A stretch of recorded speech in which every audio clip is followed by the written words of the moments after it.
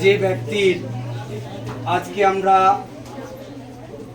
জন্মদিনে উপস্থিত হয়েছি তিনি হলেন ডক্টর সর্বপল্লী রাধাকৃষ্ণন। সারা ভারতবর্ষের প্রত্যেকটা শিক্ষা প্রতিষ্ঠান থেকে শুরু করে শিক্ষানুরাগী বিশেষ ব্যক্তিরা এই অনুষ্ঠান উদযাপন করছেন। আজকে আমরা খিদিরপুর বিবেকানন্দ কোচিং সেন্টারের প্রাঙ্গণে উপস্থিত হয়েছি। তার জীবনের বিভিন্ন দিক তুলে ধরব। আমাদের কাছে বিভিন্ন শিক্ষকরা তাদের সর্বপল্লী রাধাকৃষ্ণনের যে আদর্শ দিক সেটা তুলে ধরবেন। সর্বপল্লী রাধাকৃষ্ণন ছিলেন একজন মধ্যবিত্ত পরিবারের সন্তান। তা সত্ত্বেও ওনার মধ্যে যে আদর্শ বোধ, দায়িত্ব, কর্তব্য যা আজকে তিনি পূজনীয়। আমাদের ভারতবর্ষের একজন জাতীয় শিক্ষক এবং আমাদের ভারতবর্ষের সম্মানীয় রাষ্ট্রপতিও ছিলেন। সেদিক থেকে উনি বরণীয়।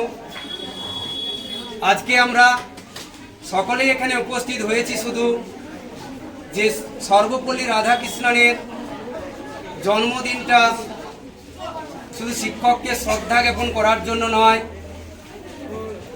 সমাজে সমস্ত গুরুজন ব্যক্তি থেকে শুরু করে সমস্ত মানুষকে ছাত্রছাত্রীরা যাতে সম্মান প্রদর্শন করে এটা আমাদেরকে শিখতে হবে। তিনি দেখিয়ে দিয়ে গিয়েছেন যে একজন শিক্ষক জাতির মেরুদণ্ড। আমরা জানি সকলেই সমাজে দুজন মেরুদণ্ড থাকে, যাদের প্রথমত শিক্ষক, তারপরে ডাক্তারবাবু, যাদেরকে আমরা দ্বিতীয় ভগবান বলি। সেই শিক্ষক আজকে তাদের যে নিরলস প্রচেষ্টা চালিয়ে প্রত্যেকটা ছাত্রছাত্রীদেরকে ভবিষ্যতের কাণ্ডারি করে গড়ে তুলছে। এটা কেবল তারাই, তাদের সামনে এই রকম আদর্শ শিক্ষকের ভূমিকা রয়েছে বলে আজকে এরকম ছাত্রছাত্রীদেরকে তারা একটা আদর্শের জায়গায় নিয়ে যেতে পেরেছে।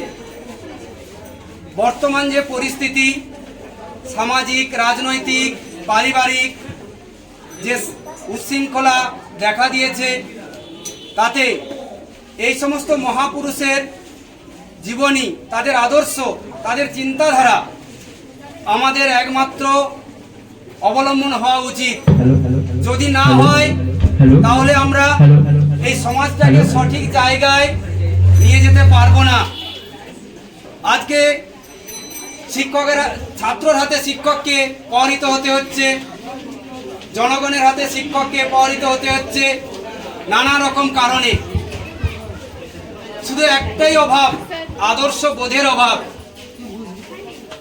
যদি এই আদর্শ সমস্ত মানুষের মধ্যে থাকতো তাহলে আজকে সমাজ এত উচ্ছৃঙ্খল, এত বিশৃঙ্খলা দেখা দিত না। আজকে আমরা কোচিং সেন্টারে কয়েকজন শিক্ষক, আমরা কোনো উচ্চপদস্থ বা সরকারি চাকুরিজীবী নয়। আমরা আমাদের সারা জীবনের যা শিক্ষাগত যোগ্যতা অর্জন করেছি তা ছাত্রছাত্রীদের মধ্যে নিরলসভাবে পরিবেশন করতেছি, শুধু ছাত্রদেরকে তৈরি করার জন্য। যে ছাত্র ভবিষ্যতের কাণ্ডারি, দেশ দশের পরিচালক হবে। তবে কি শিক্ষক ছাত্র সম্পর্কটা হওয়া উচিত স্নেহের, পিতা পুত্রের বন্ধন হওয়া উচিত। বর্তমান আধুনিক শিক্ষার ব্যবস্থায় যে পরিস্থিতি, তাদের ছাত্র শিক্ষকের সম্পর্ক দূর হয়ে উঠেছে। বর্তমান শিক্ষা ব্যবস্থায় যে ছাত্রকে শাসন করা যাবে না, তাতে ছাত্রদের যে উচ্ছৃঙ্খলতা, সেটা সমাজের একটা বিরাট ক্ষতি করছে। সেটা আমরা যারা এই রকম শিক্ষকতার সঙ্গে জড়িয়ে আছি তারা আমরা একমাত্র উপলব্ধি করতে পারি। কারণ ছাত্রকে প্রহার করলে অভিভাবক পক্ষ থেকে আমাদেরকে নানা রকম ভাবে প্রহরিত করা হচ্ছে। এটা আমাদের কাছে খুবই নিন্দনীয়। আমরা ছাত্রদেরকে তৈরি করি শুধু সমাজ সঠিকভাবে পরিচালনা করার জন্য। আমরা কখনো নিজের স্বার্থ দেখি না।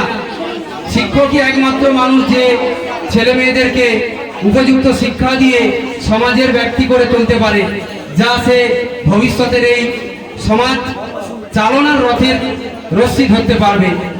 কিন্তু সেক্ষেত্রে শিক্ষকের উপরে নেমে আসে কিছু কিছু বিপর্যয়, যেগুলো আমরা ভাবলে খুবই আমাদের কষ্ট হয়। তবুও আমি বলবো প্রত্যেক ছাত্রছাত্রীকে শিক্ষকের প্রতি শ্রদ্ধা ভক্তি অবশ্যই তোমরা রাখবে, না হলে কিন্তু তোমরা কখনোই বড় হতে পারবে না। আজকে আমরা যে সর্বপল্লী রাধাকৃষ্ণনের জন্মদিন উদযাপন করছি, তাহলে আমাদের এই উদযাপনটা সার্থক হবে না যদি শিক্ষককে নিয়ে নানা রকম ভাবে টিটকেরি অহিত করা, নানা রকম ভাবে যে সমস্যার সম্মুখীন করা হয়, সেগুলো যদি তোমরা বন্ধ করো, তাহলে সমাজটা ঠিক জায়গায় চলবে। আজকের দিনের ছাত্রছাত্রী তারা যে পথে চালিত হচ্ছে, তাদের একটাই উপায়, তাদের সেখান থেকে বেরিয়ে আসার একটাই উপায়, কোনো শিক্ষক, কোনো আদর্শ শিক্ষকের ছত্রছায়ায় তাকে আসতে হবে। না হলে পুঁথিগত বিদ্যার যা বেহাল অবস্থা, তাতে হচ্ছে সমাজ সঠিক পরিচালনা হবে না। এই জন্য শিক্ষকের প্রধান দায়িত্ব ছাত্রকে তার দায়িত্ব কর্তব্য শেখানো, কেবলমাত্র পুঁথিগত বিদ্যা নয়।